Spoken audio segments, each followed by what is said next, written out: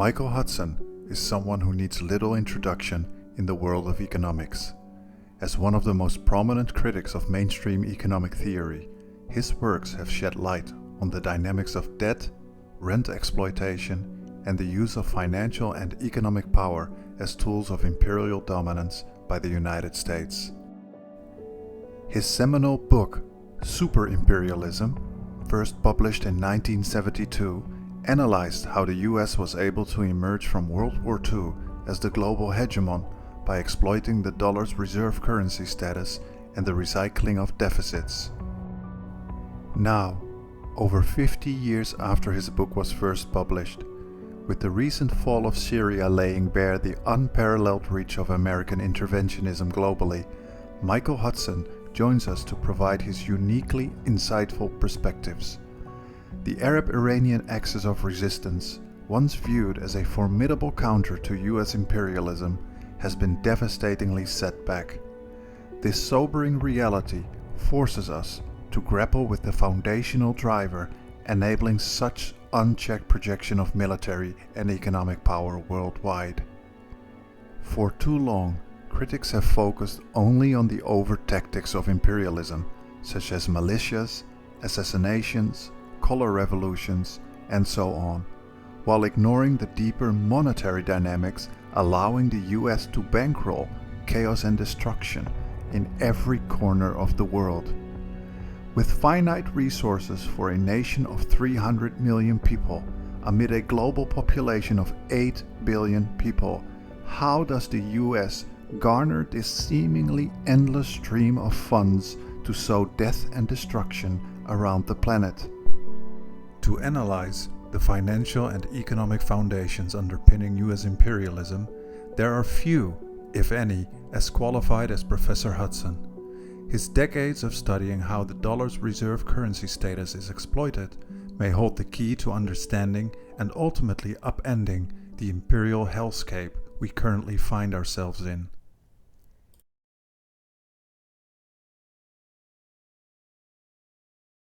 The empire of chaos. The United States wants to promote chaos so that other countries cannot get together and have an alternative to the kind of Western economy that's controlled by the United States military. The only democratic election is one who elects a pro-American candidate. Democracy means the United States. The leading democracies, according to the United States, are Ukraine, Israel, and now the Al-Qaeda Idlib terrorists in Syria. A democracy is when you're willing to kill everyone who doesn't agree with you or belong to your ethnicity. And the Americans take over the newspapers and the television channels of countries, and they make sure that the newspapers and the public media give a picture of reality that is very biased. And it's the picture that Americans want other countries to believe so that they will think, well, America is for freedom. China should let Taiwan be separate and free from China. And anybody who they accuse China of being autocratic, because what is autocratic? China will not let American banks come in and take over Chinese industry and send all the profits to America. China sells exports to the United States, gets dollars, lends it to the government. The government spends this on setting up military bases all around China. So ultimately, it says our objective is to carve up China into 5 areas. China's too strong. We want to back. We've just made a big victory in Syria. We want to send the terrorists in Syria to Xinjiang to try to break Xinjiang away from China. We want to use various parts of China to break it all up. So China's dollars are spent surrounding it and attacking it.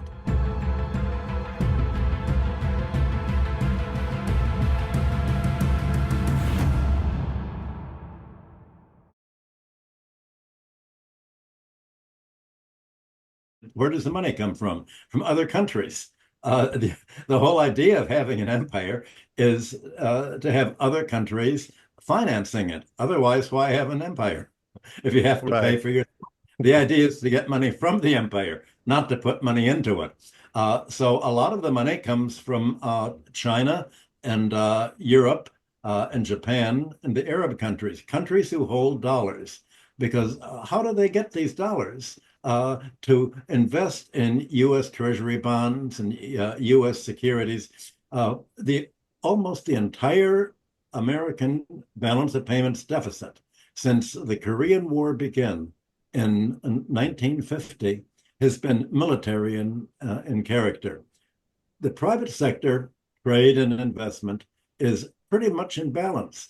But America's 750 military bases abroad and all the costs of supporting a US centered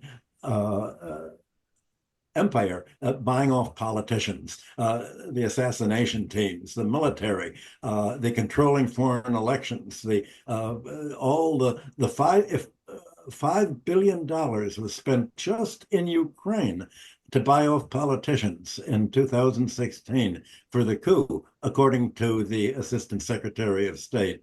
Uh, uh, Empires are expensive. So all of these dollars are spent abroad. Ukrainians receive them, Europeans receive them, Japanese, and then China receives a huge trade deficit from the United States. What is it going to do with these dollars? It's not going to buy U.S. exports because America isn't exporting much anymore, except for arms, oil, and food. So the world monetary system, the central banks say, well, we used to be able to buy gold, but the Vietnam War used up all of America's excess gold supply. So what do? We buy the safe securities, U.S. Treasury bonds. So they buy the U.S. Treasury bonds to hold their dollars in the form of dollars because there's nothing else that they have any use for. So these dollars finance the U.S. budget deficit, most of which is spent on the military, and the balance of payments deficit. So when China sells exports to the United States, gets dollars, lends it to the government spends this on setting up military bases all around China. So ultimately, it says our objective is to carve up China into 5 areas. China's too strong. We want to back.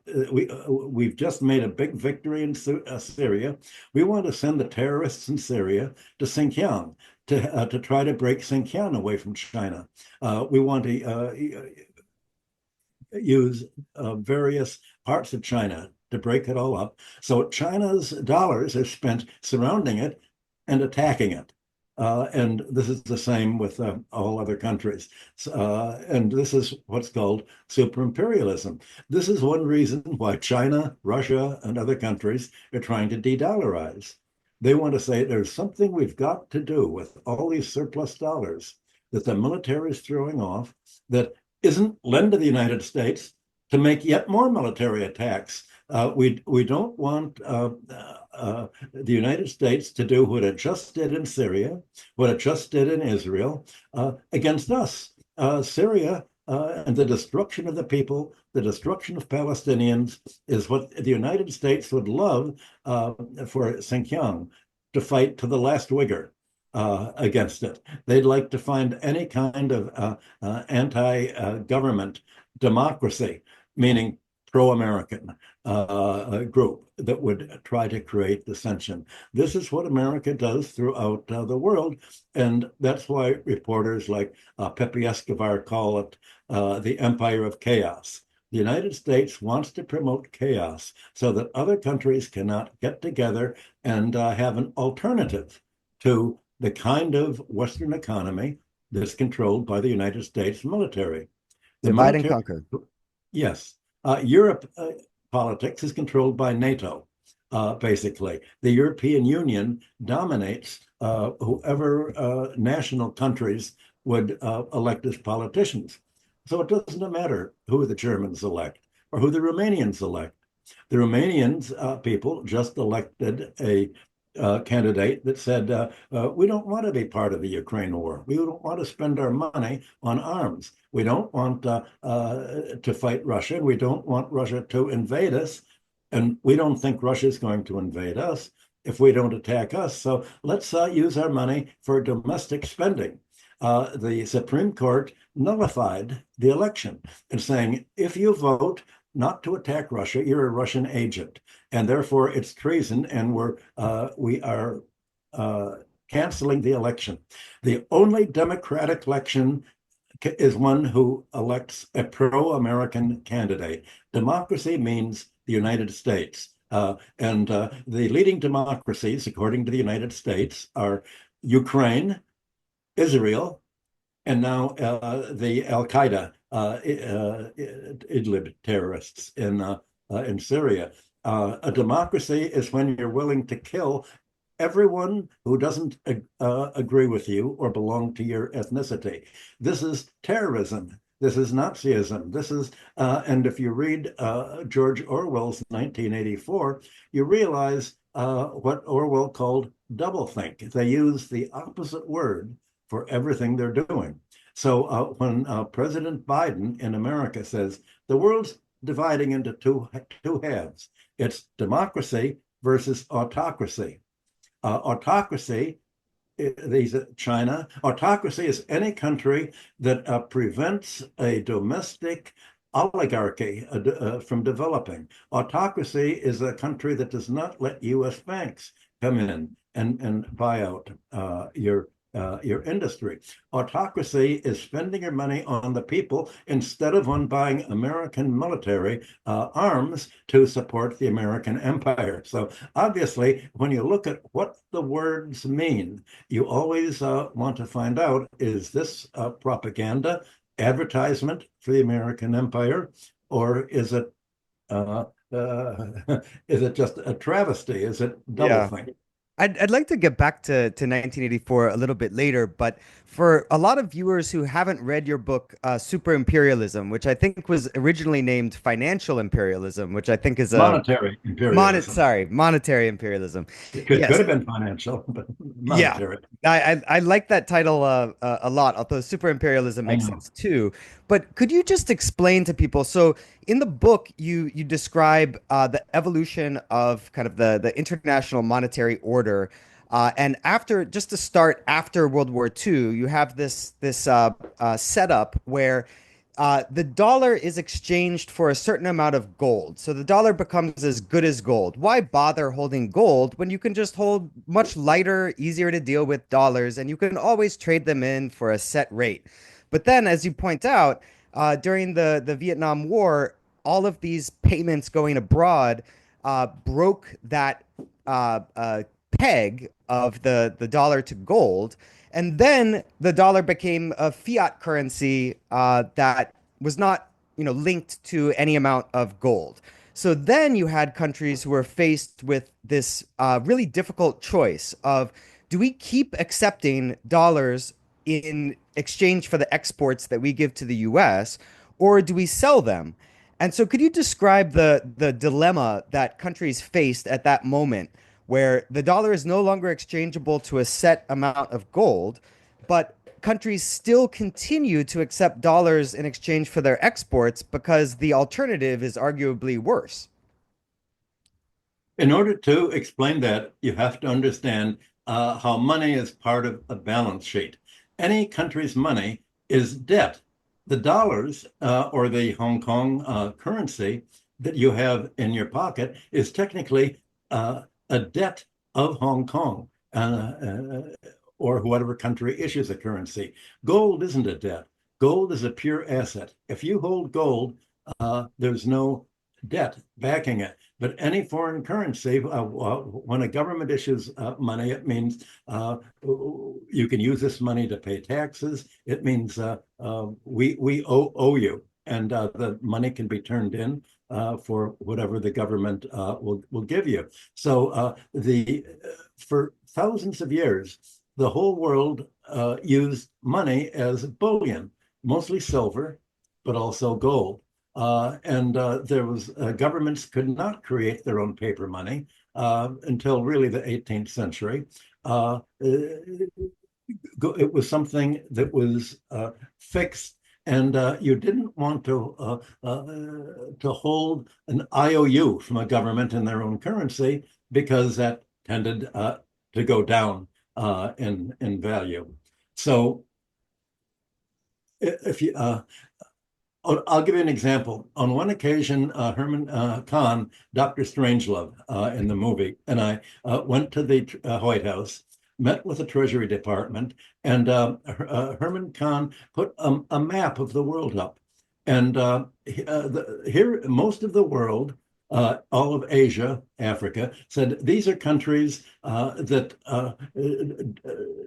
don't have real faith in the government ability to pay. They like gold. Then who are the paper money countries? The United States and Western Europe. These are countries that have faith in the government ability to pay. So the Herman said, you have to realize why most of the world does not want to hold money in the forms of loans to a government that may not pay. Well, you've just seen what happened yesterday. Russia had held American dollars in partly in America, but also in Europe. The European government just took 50 million of these, I think it was 30 million of the dollars that Russia held and gave it to Ukraine to fight Russia. So it's no longer safe to hold the dollar. If you hold a dollar and the dollar doesn't, and the American government, meaning the military, does not like you, they can simply seize all these dollars. It's in a bank account. You can cancel them, transfer them into your own account, and now you have absolutely nothing. This is America did the same thing with Iran many years ago. Even countries that hold gold, like Venezuela, held gold, but they held it in Britain, so that if they ran a balance of payments deficit and countries said, you owe us the money, they could pay in gold if they didn't have currency. Well, England seized the gold because it said, America didn't like you. You did not elect the politician that America said you should elect. Therefore, you are not a democracy, and we're seizing your money and turning it over to NATO. So this is why countries are afraid to hold the dollar. It is not safe to hold the dollar. The dollar says any country that does not support our policy, as George W. Bush said, you're either with us or against us. If Mhm. our enemy is not your enemy, then we get to take your money Mhm. and we get to impose sanctions against you. So, of course, countries are trying to think, how can we do our trade in a currency that the US government or the British government or the European governments acting on behalf of the United States cannot simply confiscate? That's what Right. they're trying to do now. They're trying to, and they think, well, if we hold the gold in our own vaults, don't hold it in New York City, don't hold it in London, keep your own gold, then nobody can take it away. But gold, how can we get some kind of means of using the export proceeds we have, not in dollars, but somehow in a group of currencies that will be used to support our trading partners in basically in the BRICS countries and the global majority countries. That's what the whole world finance is trying to do now. How can we isolate the United States and Europe, the West, from interfering with our country and just being able to grab our monetary savings in the same way that they grabbed our property, they grabbed our raw materials, they grabbed our industry during colonialism. Today, we're in a new kind of financial colonialism. And the United States is doing to China and Asian countries, other Asian countries, exactly what it did in the 19th century in the Opium Wars. So Yeah. they're finally realizing this. Yeah, so could you just go over a bit of the background so that people can better understand where we are today? So after World War II, the US is a surplus country. It's exporting more than it imports, but that soon changes as the US starts spending more and more and more on foreign wars. And when the peg to gold is dropped by the Nixon administration, basically countries are accepting pieces of paper or later keyboard strokes in exchange for actual goods and services that they spend, blood, sweat, and tears Got it. producing. So the problem as you describe it is that they have this kind of Sophie's choice. They can either not accept the dollars and immediately sell them, but then their currency appreciates and then their exports are no longer as competitive. Or they can just keep accepting these keyboard strokes or pieces of paper in exchange for their real goods and services and just stick with that, which is, basically robbery, as you put it. So now you're saying that people are trying to get out of that system by creating an alternative to the dollar. And you wrote about that in Global Fracture in late 70s or maybe early 80s. Yeah. What do you think is different today that might bring success to these sorts of efforts where they failed in the past? Well, I'll go through what you explained very clearly at the beginning. I should say that super imperialism's been available in Chinese for many years by the government publishing company. In March, Oriental Press is bringing out the third edition of super imperialism in Chinese. So it's going to be available. But here's how I can explain the system simply. Suppose you went to the store and you bought groceries. But you didn't have enough money to pay for them. And so you wrote an IOU and just gave your IOU to the store. And the owner will say, what am I supposed to do with this IOU? You don't have a job. You're not producing anything. You don't have the money to pay. And you say, well, you can give it to one of your suppliers. To the people who are giving you vegetables, give them the IOU and they can use it as money and they can pass it along. Well, obviously, that wouldn't work in the personal level, but it works on the government level. It's like when Germany or China would export industrial goods or consumer goods to the United States, they're paid in dollars. And until 1971 with gold, these countries could say, well, here are the dollars, give us a gold for it for our reserves. But now the United States says, well, no, we're not going to give you gold anymore because we want to keep it for ourselves. You just use these dollars to pay somebody else. So China can use these dollars to buy raw materials from Russia or other things. And the whole world is using IOUs, just as you um, a store would use your IOU to pay its suppliers. And this is as crazy on an international scale as it would be on a personal scale. But the question that you, excuse me, I'll talk quieter. Uh, the Your question is why do they buy U.S. Treasury bonds at all? What's the point of making an export for Treasury bonds? Well, if they did not buy Treasury bonds, then the United States buying Chinese goods would bid up the currency of China, the RMB. That would go up in value, and as the currency goes up, that would make the price of Chinese exports more expensive in dollars and in currencies tied to the dollar, the European currencies, China's major export markets. So it says, how do we prevent the Chinese RMB from going up in value against the dollar? Well, we'll turn around and we'll use these dollars to buy something in the United States. But the United States doesn't have what we want. In fact, the United States is not selling us things that we do want to buy. Of course, we'd want to buy things from the West. We would like to buy Dutch computer chip engraving machinery. $200 million it costs for a good ultraviolet etching device for computer chips. Well, America says, no, you can't use it. Maybe that could be military in use. National security won't let you buy it. The United States has put masses of sanctions. Almost everything could be military in character. Shoes, maybe they could be used by the infantry in case China wants to march into or Turkey or wherever. This is the crazy thing. So China really cannot use these dollars to buy anything in the United States. All it can use is these dollars to buy things from Europe. Oh, Europe wants is also sanctioned China.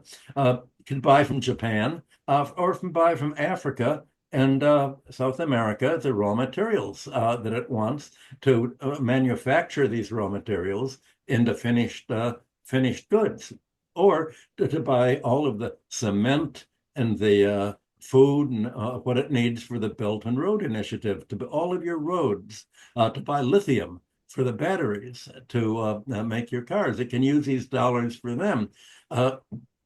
But then other countries are saying, well, we'd rather avoid holding these dollars because what if we would elect a president that the United States didn't like? It would confiscate all of our dollars and we'd have nothing. We'd end up looking like Syria. They're all trying to find some alternative, and you can see where the world is going. The world is dividing into two halves. The United States and Europe, the NATO countries, with their supporters like Japan. The Europeans call this the garden. And the rest, that's 15% of the world's population. 85% of the world's population, the global majority, centered on BRICS, China, Russia, Iran, and the others, are obviously the bulk, and they say, why don't we go our own way? Well, we can't have, we have a different economic philosophy from the United States.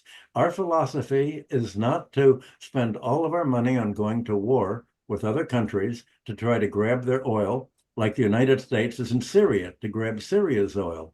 It went into Iran to grab Iranian oil. The oil is now grabbed by the U.S. Army in these countries.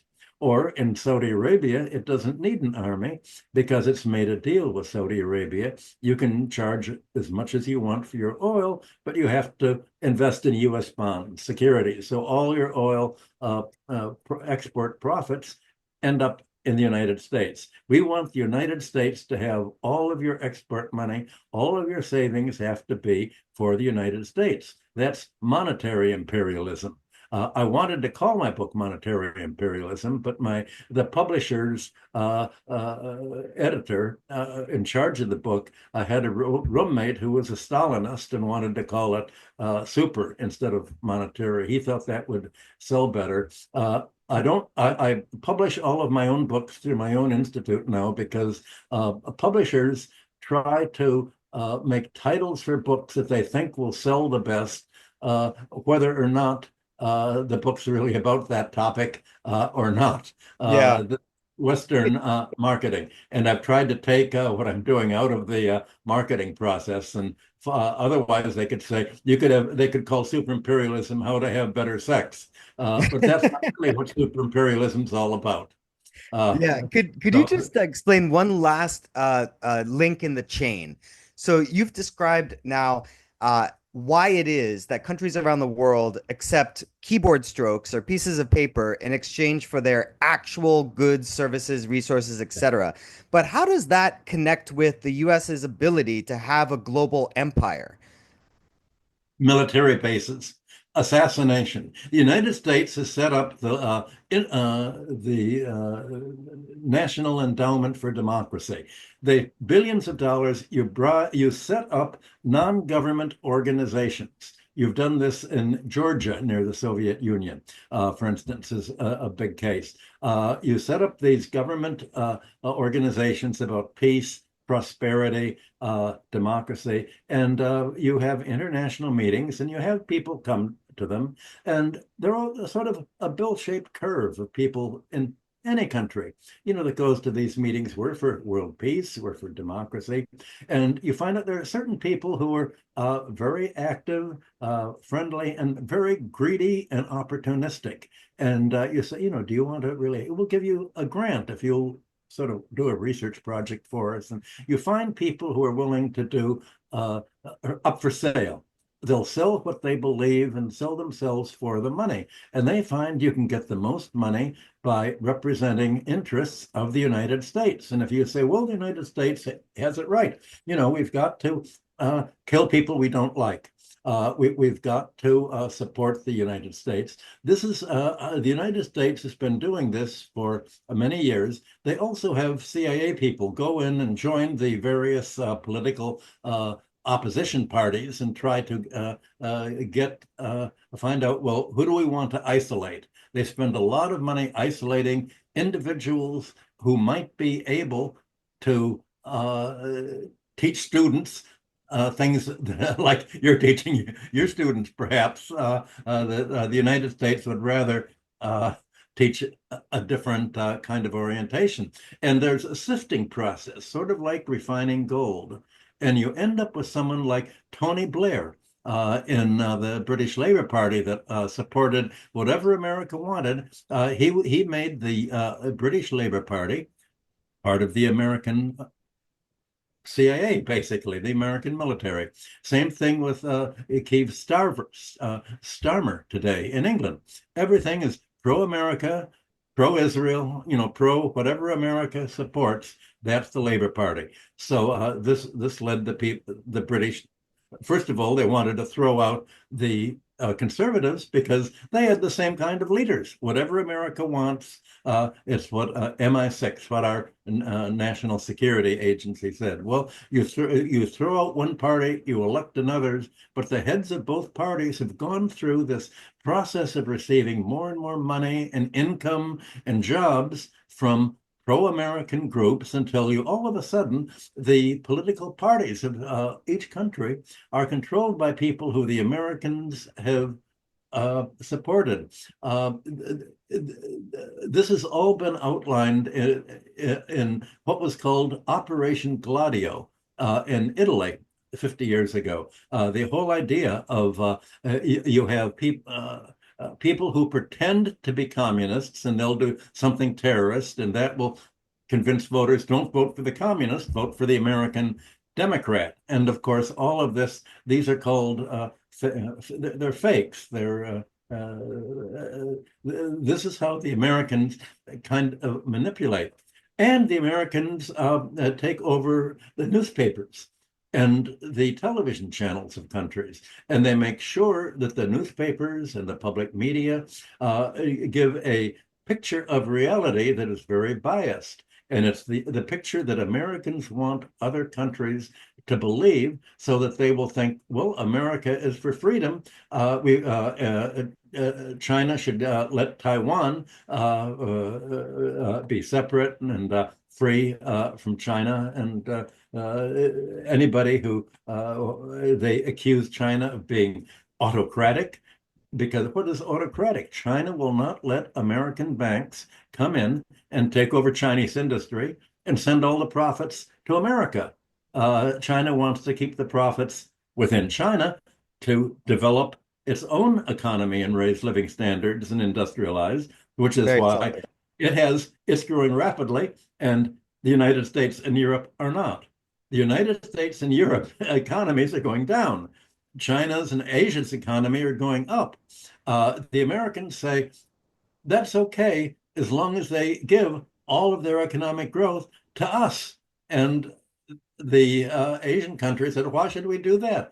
We want to do for ourselves what Europe and America did, industrialize and make a prosperous population where people can have the basic needs met without having to go into debt, without having to pay all of their own, whatever they earn to pay for their education, to pay for their housing, to pay for their medical health care, or to pay for their basic needs.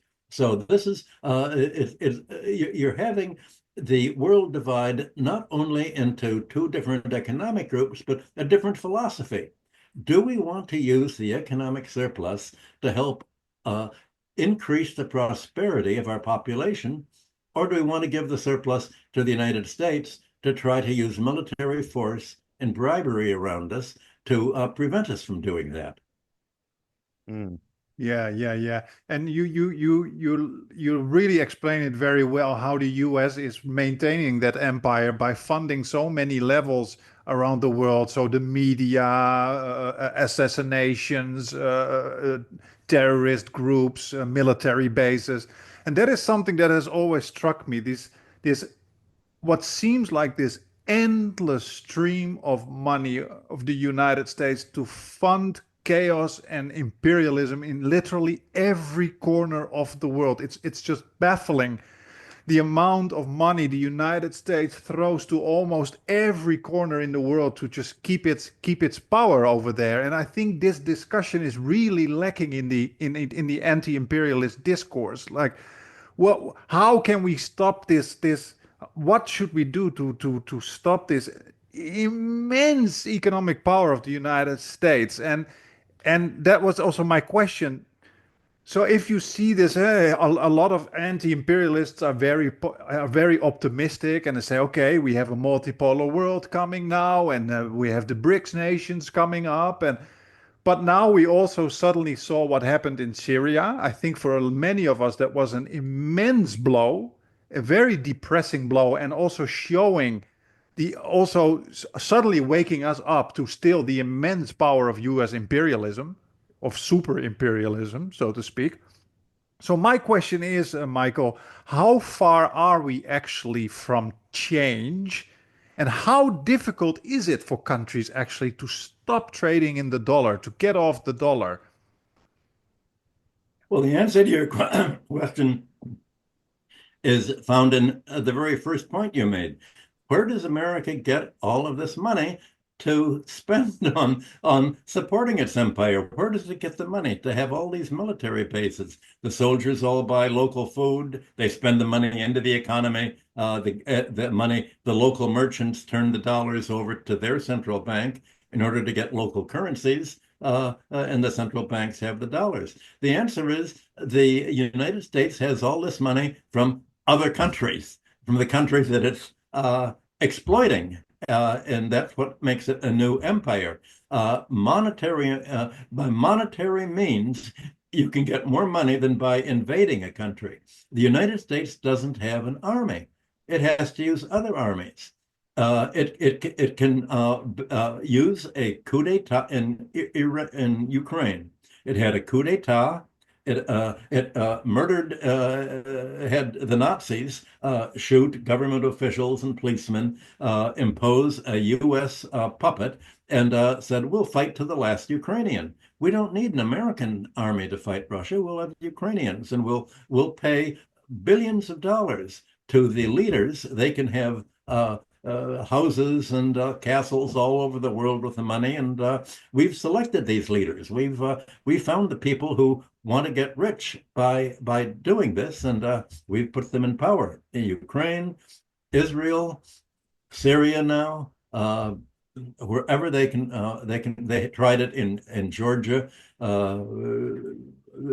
wherever you want. So they use other people's money to do this. So your question is, what can the rest of the world do to protect itself from this? Obviously, don't use the dollars. Don't accept the dollars. Use your own currency. And if you don't accept the dollars, say, well, we're in two blocks now. You're not letting us use these dollars to buy products from you that we would like to buy because you say that anything is military and we want to hurt your economy. Again and again, President from Trump to Biden say, we want to hurt China's economy because China won't do what we tell it to. We want to hurt Russia's economy. First, we have to destroy Russia because Russia has an army that can support China. And if we can somehow fight the Russian army in Ukraine and have the Russian people say, we don't want any more Russian soldiers to die, and we can't, there'll be inflation here, then they will overthrow Putin and put someone like some American puppet like Yeltsin in his place. Well, then nobody can support China. And finally, China's our ultimate enemy in the world, just like in the Near East. Iran is the enemy. You fight Libya, you fight Iraq, you fight Syria, and finally you're all the way to Iran. This is the parallel. China and Iran are the two major countries that America want to overthrow and carve up and take their Iran's oil and to take China's industry over to itself and make Chinese firms affiliates of American companies, basically. And so all of a sudden, China's industry will be working for American stockholders and American banks and bondholders, just like in the past, the oil countries were working for the British or American or French holders. So you say, well, the we're really talking about two different civilizations: an aggressive imperialist civilization in the West that calls itself democracy, and our civilization of mutual gain, of let's use our gains to help each other. And if we get raw materials from you and we export to you, we don't want you to have to accept Chinese American dollars for this. You'll accept each other's currency. This is what they're trying to put together, just to say, let the West civilization go its way, which is going down and down and down for its gross domestic product, then its national income, and let us go our way, which is up and up and up, without letting you try to grab what we're producing. Mm. Yeah, and could you just flesh out what would be the practical consequences of a kind of dollar strike or countries refusing to accept dollars for their surplus exports? Because we see U.S. politicians complaining about the national debt and the national deficit for year after year after year, decade after decade after decade, but all of the horrible scenarios that they paint as the result of having a debt and a deficit never seem to come to pass. And it seems like it's because the U.S. has the exorbitant privilege of printing the world's dominant currency, the hegemonic currency. But what would happen, practically speaking, to the U.S. empire if all of a sudden the majority of the world's countries refuse to accept keystrokes or pieces of paper in exchange for their actual exports? Well, the United States would have to live on its own resources. But the problem is that almost all the resources now are controlled by the wealthiest 10% of America's population, the wealthiest 1%. Most of the American population is deeper and deeper in debt every year. Almost all of the growth and wealth of the United States has been since 2008, since the Obama bank bailout. Obama was the great turning point against to support Wall Street and the banks against the economy. The United States and Europe are very heavily indebted. The Europe will have to somehow be in the same position of the United States. How can it support itself? Well, the United States said, well, we don't want you to have your natural evolution of Germany and Europe would be to join Asia, to be part of Russia.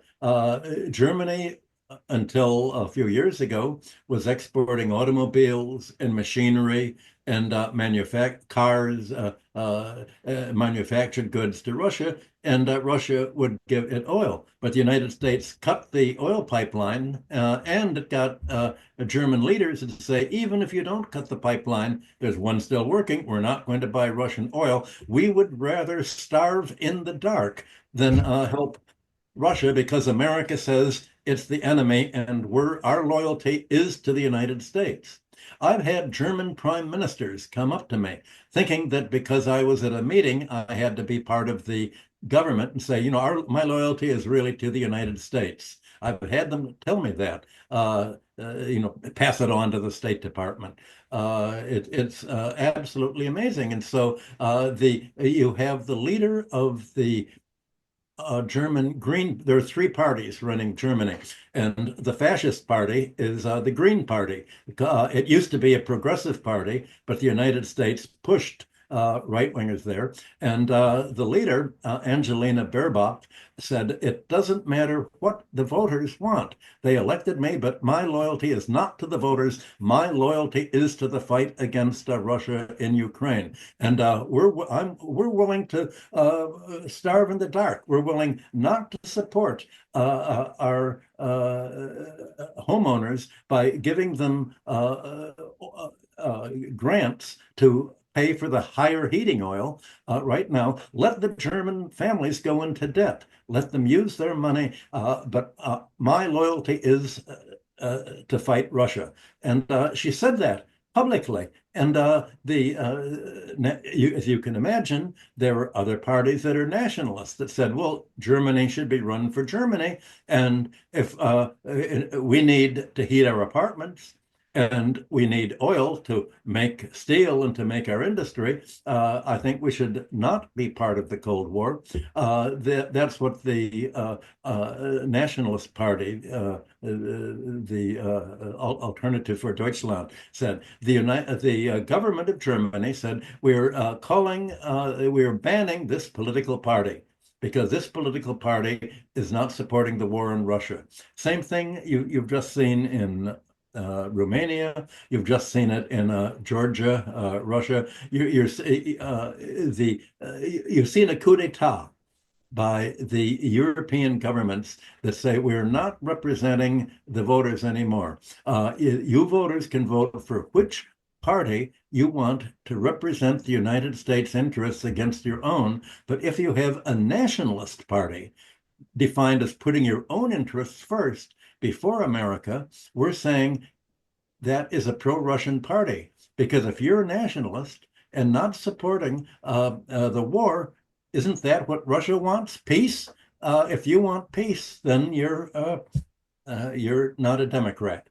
That basically is what every newspaper and every political party is saying in Europe now. Well, you can imagine if they're saying the same thing in China.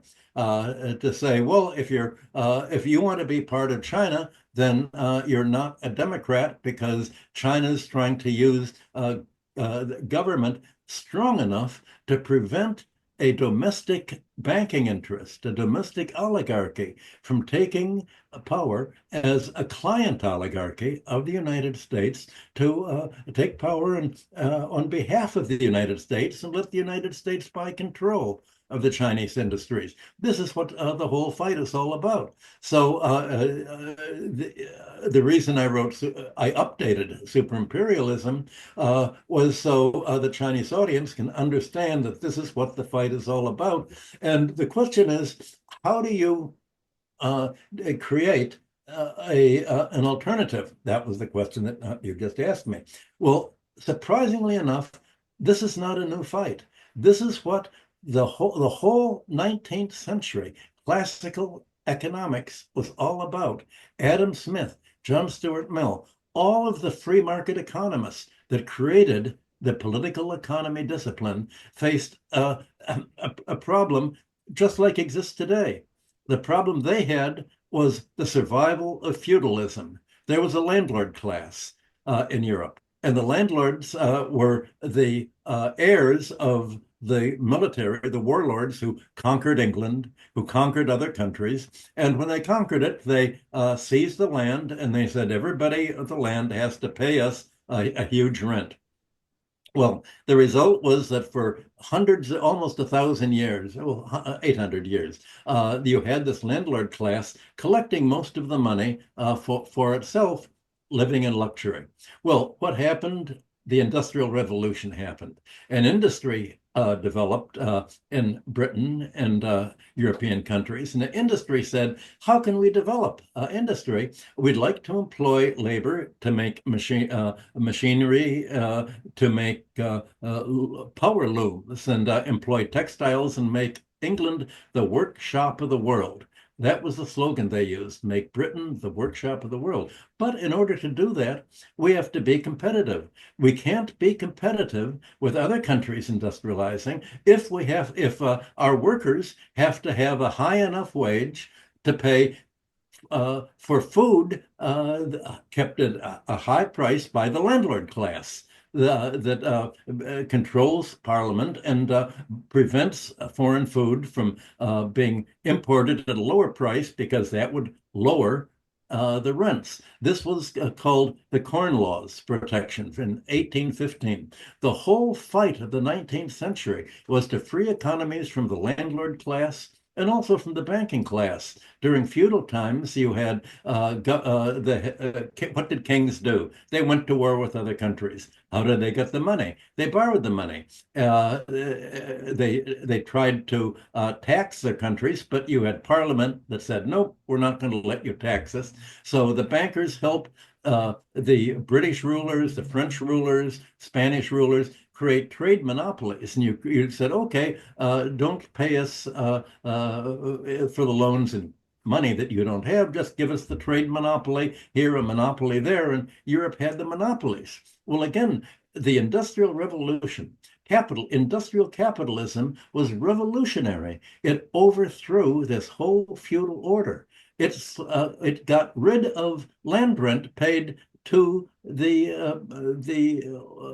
landlord class, the House of Lords. It got rid of the monopolies and said, if there's a natural monopoly, we want the government to operate it so that the government can supply basic needs at a low enough price so that the labor that we hire doesn't have to pay monopoly prices for its housing, for its food, for the services it needs. And the Americans went even further in saying the role of public infrastructure is not to make a profit if the government owns it. It's to provide basic services at a low enough price so without having to pay money wages to American labor, the government will supply it with the basic needs. This is just what China's doing. This is China's socialism with Chinese characteristics. It could be called or industrial capitalism. Or post Second World War Europe in many Yes, places. yes. So what China has done is rediscovered the same logic that was the logic of industrial capitalism, and it's now the logic of industrial socialism. And that's just what everybody in the 19th century expected, that industrial capitalism, having overthrown feudalism, this predatory class that was unnecessary, the economy didn't need landlords. The economy didn't need monopolists. It could do without them. Well, that's exactly what China and other countries are doing now. They're doing just what America and Britain and Germany did in order to become the industrial powers of their day. So this is how they create an alternative. The fight against the American control of their economy and the foreign control of their economy is just like Britain's fight against the landlords and against the monopolists. They're trying to keep their basic needs, their land, their natural resources for use by their own population. And this is why the BRICS countries are talking to African countries and Latin American countries and saying, your raw materials are owned by a foreign class. They're taking natural resource rents, just like England's aristocracy took the land rents. You have to take these natural resource rents and the public utilities that have been privatized and sold off to American and European bondholders. You have to take these back into the public domain, just as happened in Europe. So what China, the BRICS, Latin America, and Africa are doing is the same logic of industrial capitalism that overthrew feudalism. Overthrowing the American predatory empire today is like Europe overthrew feudalism in the 19th century. It's an exact parallel study. And so I think one way to help explain the way out of the dependency on foreign landowners, foreign raw materials owners, foreign oil industry, foreign mining companies, foreign owners of your public utilities, is to study how the United States and Germany freed their economies from all of this. It's a parallel fight.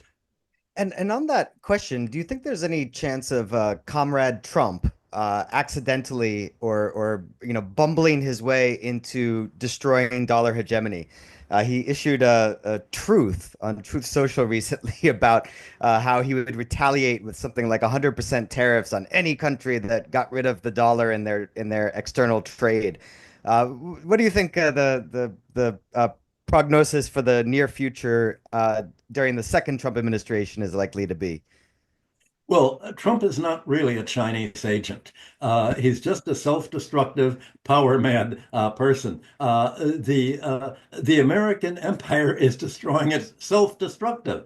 Obviously, if it isolates foreign currencies, America is completely dependent on China for raw materials. It's deindustrialized. Part of the class war in America is beginning with President Clinton in the 1990s. The Americans said, how do we win the class war against labor? We don't want wages to go up. How do we lower wages so we capitalists and bankers can really crush labor forever? The answer is we'll trade with China. We'll deindustrialize. We'll move our industry abroad. There will be no more demand for American labor. And most of the labor unionization in America was in the heavy industry. Without industrial employment, there went unionization. Not anymore. So the Americans deindustrialized, and now they're dependent on Asia to make its manufactures, to make its aluminum, to make it steel, to provide it with refined rare earths and other elements, to make the West. The problem with imposing tariffs is not simply the tariffs, it's that China will say, okay, you don't want to trade with this, then we're not going to sell you the rare earths or gallium or germanium or refined aluminum or cobalt or any of the, or lithium, all the batteries or cars that you want. And America, the supply chains will be interrupted. Without getting Chinese inputs and without getting uranium from Russia, America cannot even make fighter airplanes to fight China and Russia because the parts all come from China and Russia. I mean, that's the irony. And so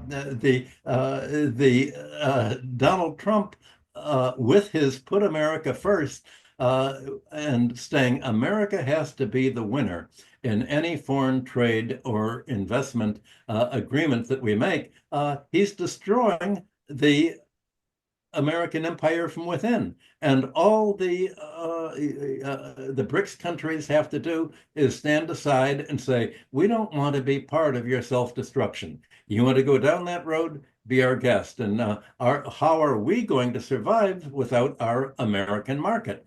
We've been producing goods for you to support your industry and your consumers. Well, maybe we can use our productive power to support our own labor force, our own consumers. Maybe we can spread our prosperity to our neighbors, and we can develop the Belt and Road Initiative. We can develop the rest of Asia. We can develop Africa and even Latin America with what we used to supply America. We'll supply them in exchange for creating ports and infrastructure and an industrial revolution, and then and we can all grow together. That's the alternative to the anti-civilization view that the Western Garden has. And so what the West called the jungle is civilization. The real civilization that the whole world, all of Europe and America, seemed to be going in the 19th century. World War I interrupted that. And superimperialism describes how that was interrupted. But now the whole world is now picking up what seemed to be the road to civilization in the 19th century. So far, final question, I guess, because we're almost at the hour. Actually, two questions. Maybe we can just squeeze them together. So one is, why aren't China and Russia not using that, leveraging that power more? The United States is so dependent on so many of these materials coming from the US and Russia. So why are they not using that power more against the United States with its aggressive policies? And how long, or do you think what is your prognosis with regards to the collapse of the dollar, what everybody is talking about? They're not wasting their power on fighting the United States. Russia doesn't have any power against the United States. The United States has sanctioned Russia, beginning with we're going to starve Russia. We're not going to give it food and vegetables. So what happened? Russia said, okay, we'll produce our own cheese, our own vegetables. Russia is now independent. America said, we're going to not give you food. Russia is now the largest wheat exporter in the world. So all of the sanctions have backfired.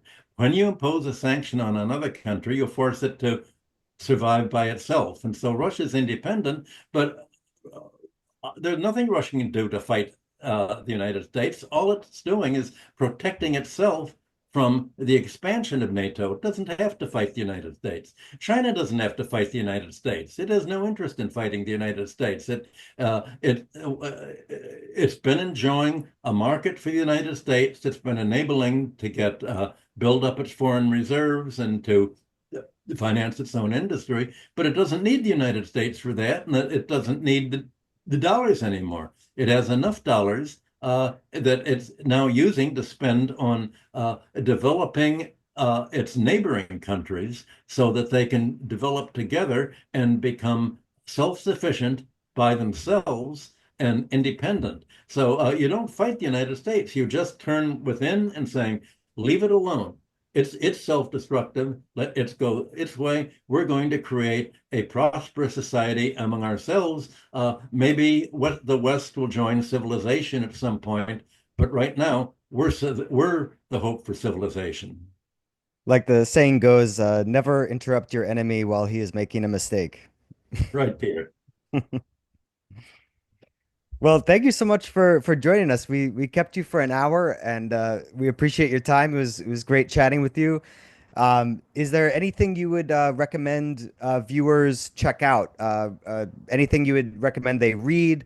A media outlet, books? What would you recommend Well, viewers check all of out? my interviews and my commentary and my articles are on my website, michael-hudson.com, and they can see everything there. I have a discussion group in my Patreon group if they want, but all of my articles are on my website, and my books are translated into Chinese. And you certainly, your questions show that you obviously read my books, you understand them. What you're teaching. I think super imperialism and the other books that I've done, the Destiny of Civilization, explain my whole approach.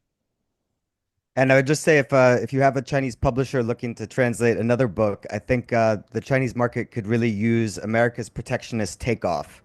I think those Ah, ideas would do well circulating in China about now.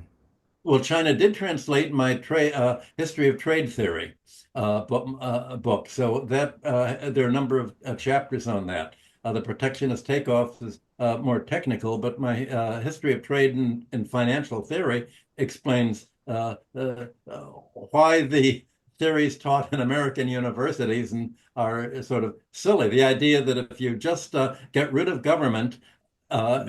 the economy will run by itself. But if you get rid of government, it's planned by the financial sector. And if the economy is planned, and if the government doesn't plan it, Wall Street plans it. And that's what China was able to prevent, and that's what enabled China to make its wonderful takeoff. Well, that's always why I say, Michael, that I'm always baffled at the amount of smart Chinese they send to Ivy League schools, and then they come back in China loving neoliberalism, and I always say they should stop doing that. So, This is what my students in China had complained about. They said that all the preference for jobs come from students trained in American universities. But the economics courses in America don't tell you how the world works. It's a fantasy. It's a parallel universe. And it doesn't really help them deal with the problems. And I think you're much better studying history than you are studying economics. And I think the whole curriculum has to be changed. And I can see that you in Hong Kong are doing a very good job of that. Well, one step at a time. Yeah. Thank you so much, Michael, and we hope to see you again in the future. Well, yeah, maybe even in Hong Kong again. Yeah, I like the discussion. Your questions are right to the point. All right, great talking with you. Have a good morning, I guess, over there in the U.S. Yeah. Okay. Thanks for staying up so late. My pleasure. My pleasure. Our pleasure. Bye-bye. Bye.